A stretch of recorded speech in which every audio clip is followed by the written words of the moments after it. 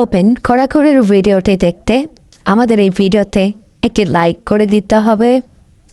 এরপরে আমাদের এই চ্যানেলটিকে সাবস্ক্রাইব করতে হবে। এরপরে পাশে থাকা নোটিফিকেশন বেল আইকনটি অল সিলেক্ট করে আপনাদেরকে রাখতে হবে। এরপরে ছোট্ট একটি কমেন্ট করে দিতে হবে। কমেন্টে গিয়ে যাওয়ার পরে লিখবেন NICE nice VIDEO nice video লিখে জাস্ট এখানে কমেন্ট করে দিবেন। এরপরেই সেই ভিডিওগুলি দেখতে পারবেন।